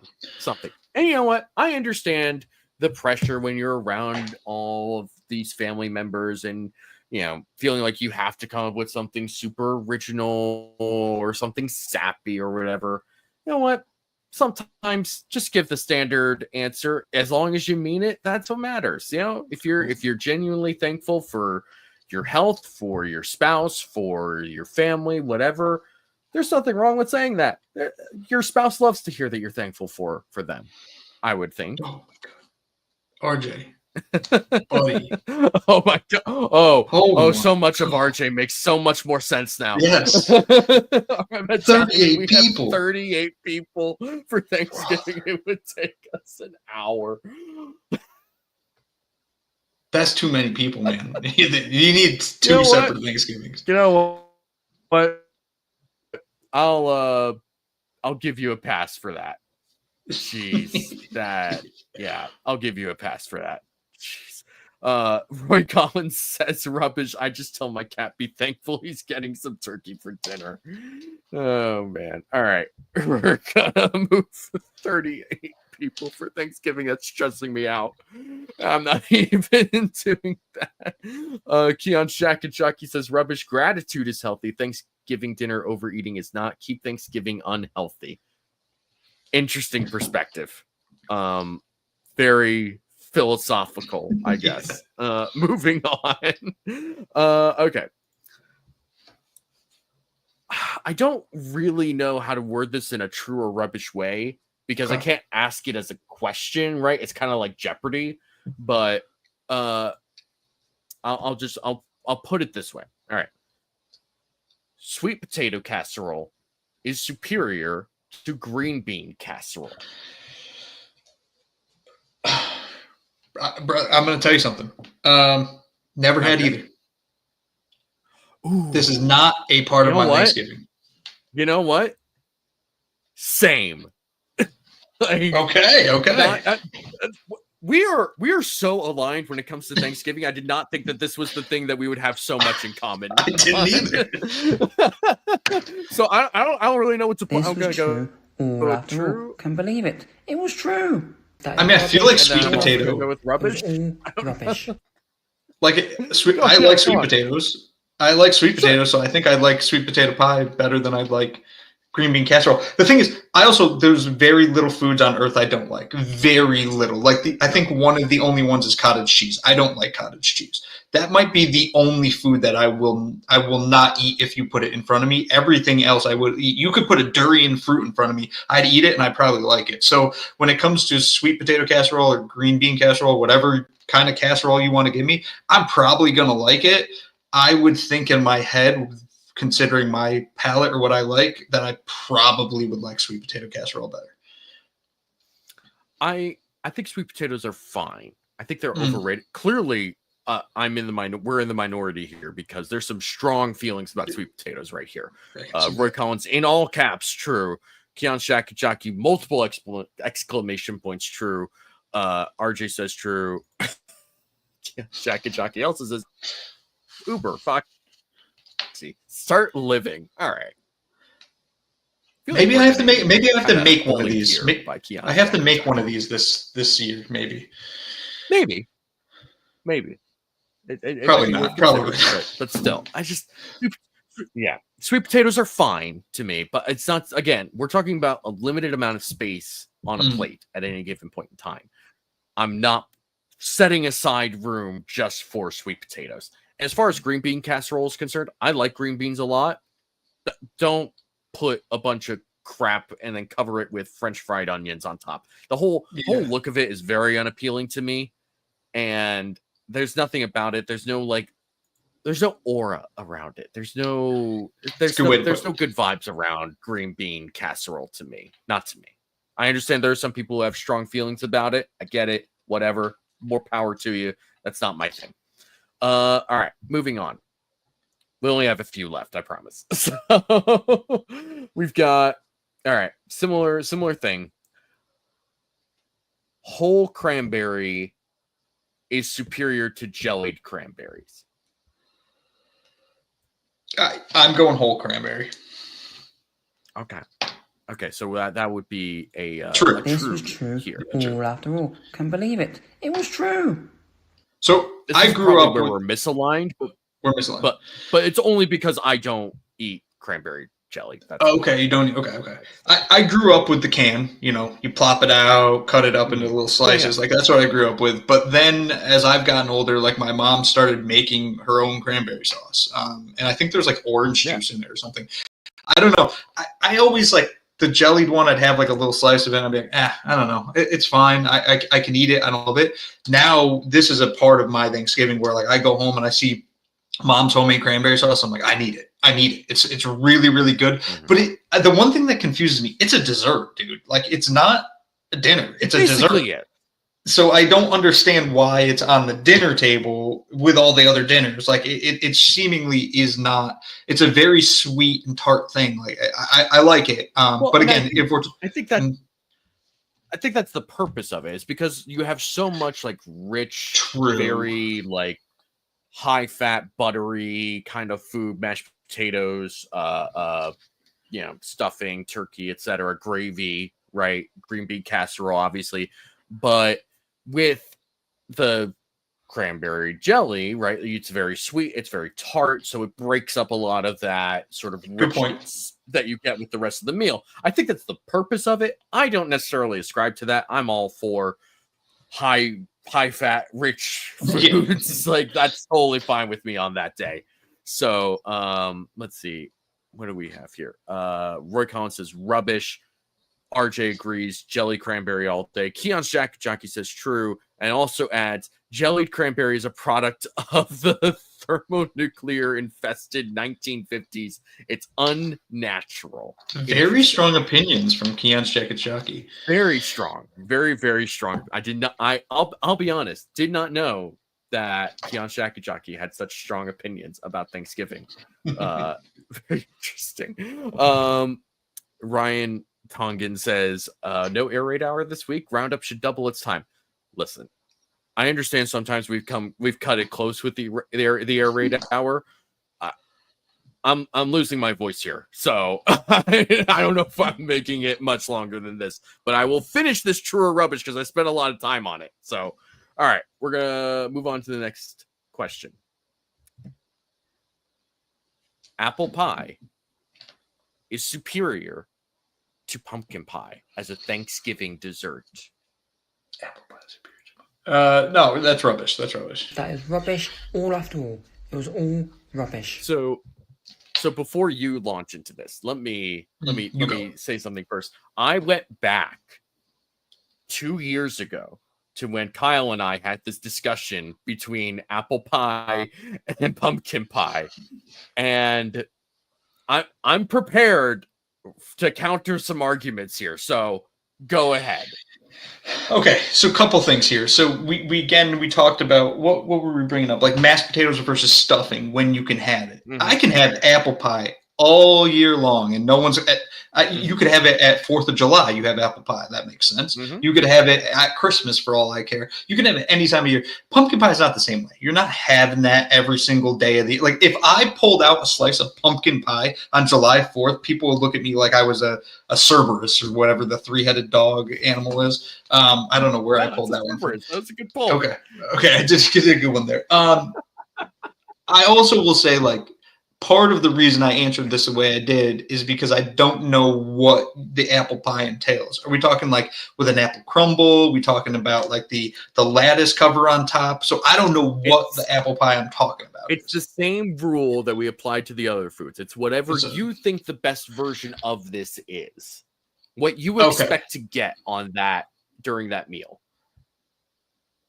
Oh man, that complicates things. I'm still going to stay with pumpkin pie for Thanksgiving in particular, and I'm going to put a huge helping of whipped cream on it, like a homemade whipped cream right on top of it, with a graham cracker crust. So here's the thing. I like pumpkin pie. I think it's fine, but I think that most pumpkin pie generally tastes the same. I think that there is a very low variance with pumpkin pie, and that's fine. There's nothing wrong with that. Like, there's nothing wrong with just being super steady in the dessert category. It's fine. This is fair. But with apple pie, first of all, the combination of apples cooked in butter, cinnamon, and brown sugar is so superior to, in my opinion, 99% of foods, that it's hard for me to move beyond that. And yes, I can have apple pie any time of the year. That's fair. But unlike with like mashed potatoes versus stuffing, I like mashed potatoes a lot. Really good mashed potatoes are fantastic. Really good stuffing is fantastic. Putting them against each other, I'm leaning with something that's more traditional to Thanksgiving with stuffing. But with apple pie, to me, the delta between pumpkin pie and apple pie is too significant for me to ignore. And apple pie is the superior choice to me. And I'll still have pumpkin pie, but I'm not going to snub apple pie. If I have to make a choice, it's apple pie 10 times out of 10. There's no thought about it. Roy Collins says, true, that apple pie is superior. RJ says, rubbish. Pumpkin pie is Thanksgiving. Keon Shakajaki says, dumb question, pecan pie. Is it? Okay, also, is it pecan or pecan? I call it pecan, but I get pecan. I don't know. It's pecan, yeah. So you pee in a can, is what you're saying. I guess. Yeah, I guess. RJ says, pecan pie definitely wins versus pumpkin. Keon Shakajaki says, the big pumpkin lobby is just trying to find a use for an otherwise useless fruit. Is it a fruit? Pumpkin's a fruit? I think so.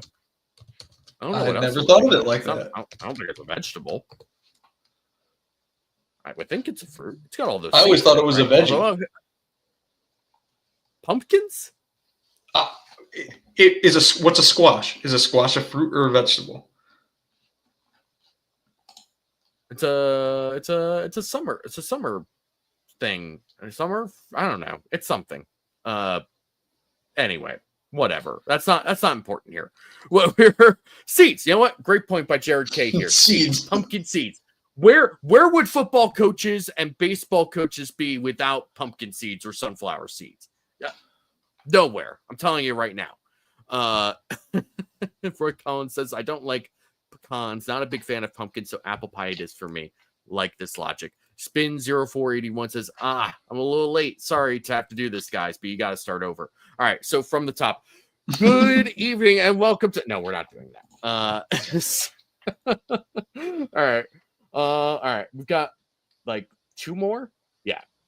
Two more? Yes, two more. Two more questions. Okay. True or rubbish? Thanksgiving leftovers are superior to the meal itself. Are you talking about next day leftovers? Or just whatever you want to determine here. I would say next day leftovers. That's when leftovers are freshest, right? So I'm gonna say I think rubbish. That is rubbish all after all. It was all rubbish. Okay, so here's my thought process. On Thanksgiving, I eat so much that I'm in pain and that I feel like a really bad version of myself. Like I hate myself at the end of Thanksgiving, but during the process of it, I thoroughly enjoy it. The day after Thanksgiving, I try to be healthy yet again. So it's no butter. Like I'm not putting salt on things. I'm trying to be as healthy as I possibly can. So I'm getting a worse version no matter what the following day, just because I'm not doing the bad things that I did the day prior. So for me, the Thanksgiving meal itself, because I fully indulge in it and I go all out on Thanksgiving, to me, you can't beat that with the leftovers, even though I love a good turkey sandwich. I also agree. I think that the meal itself is just so good.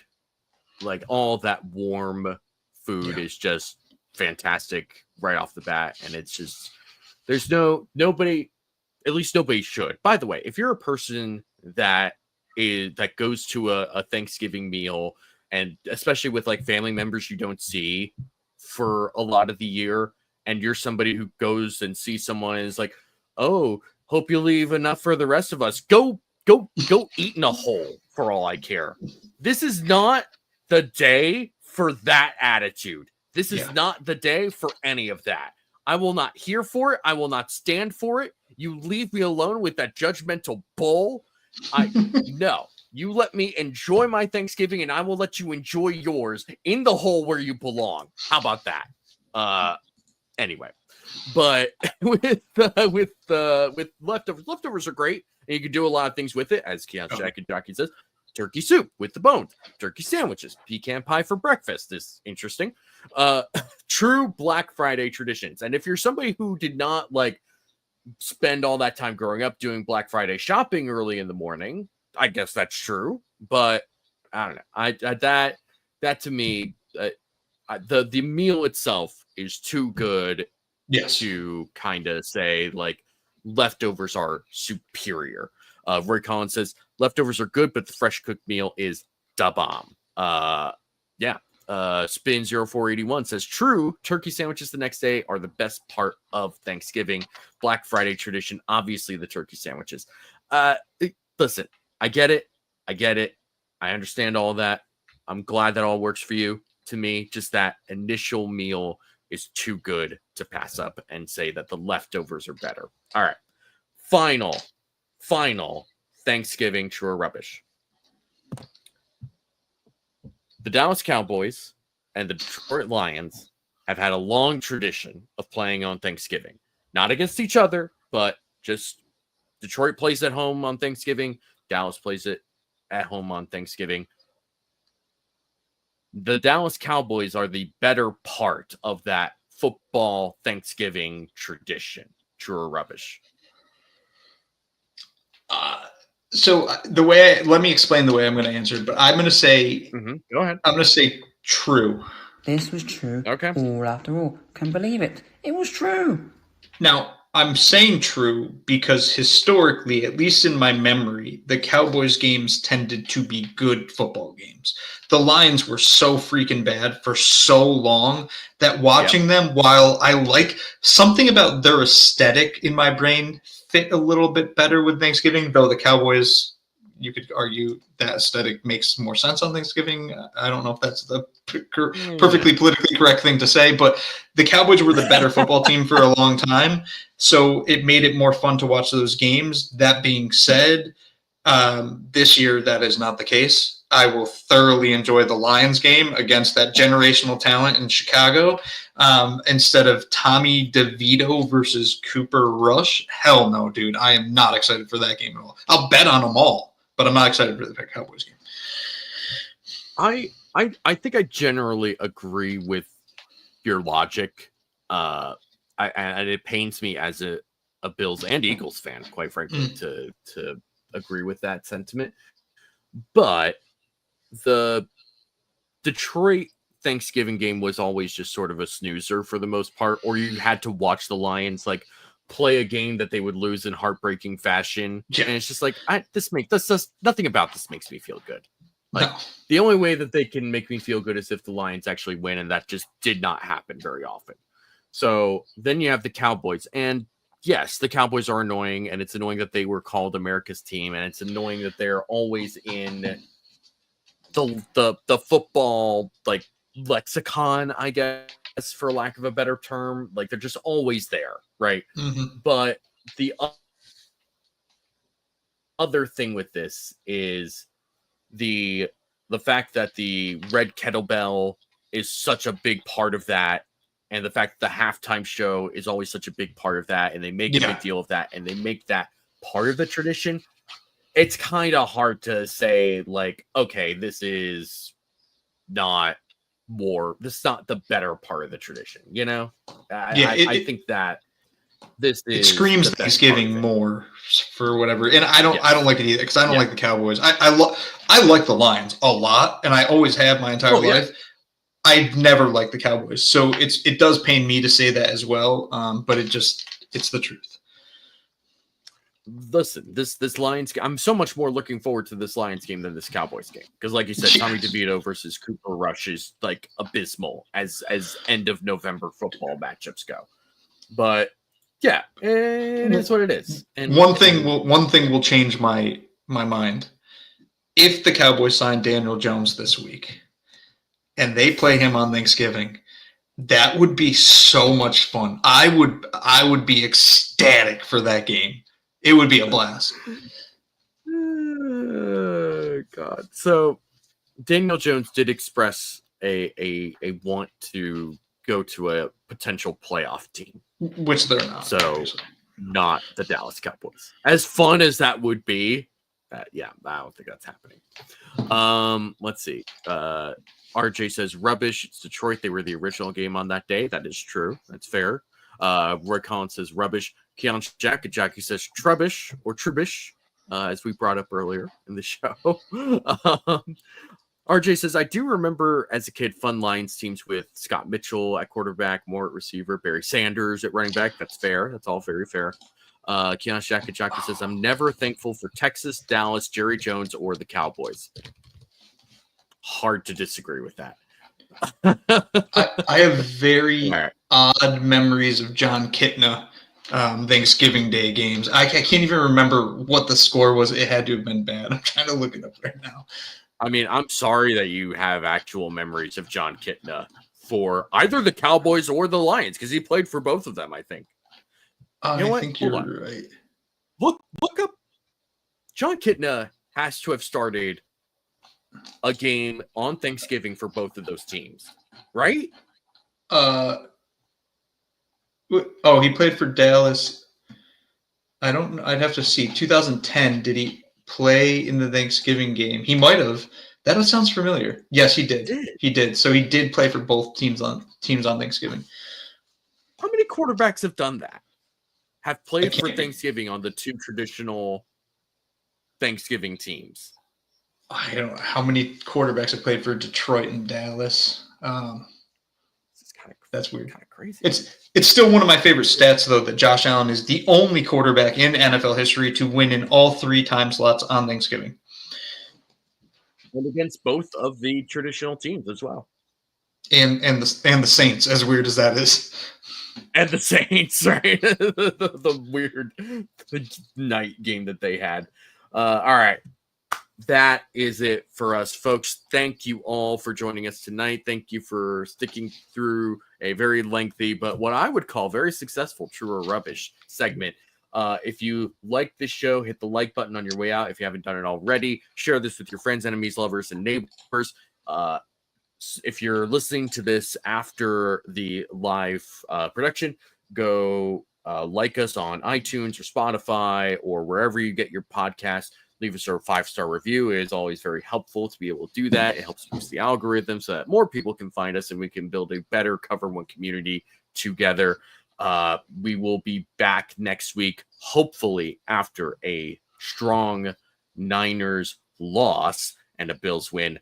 I am very grateful to all of you who have joined us for this show tonight and have joined us through this show for the last couple of years that we've done this show. And then having different hosts, whether it started with Kyle and Rob, obviously, then went to Kyle and me. Now it's me and Uber. So I'm just very grateful for everyone to have been with the show from the start and then into now, despite some of the changes that have happened. It's very, very nice. So I'm very thankful for all of you that are a part of Cover One, this community, and everything that you've done to support us is very, very wonderful and not lost on me. Uber, where can the people find you? They can find me on Twitter at UberHansen. I'll be dropping a rooting interest post on Wednesday, so the day before Thanksgiving, and a matchup preview of 49ers Bills either Friday or Saturday. Not sure yet. You can find me at DFAUXY, hosting this show on Mondays, and also to writing recaps after each game. Which will be... I'm not looking forward to another primetime. We went so long without a primetime game. I think this is the last one until like the playoffs. So I'm grateful for that, but I'm also not looking forward to another late night writing that recap. But whatever, it'll be a Bills win. I'm always happy to write about that. So thank you all for joining us tonight. We will see you all next week. Until then, go Bills and happy Thanksgiving. Bye-bye.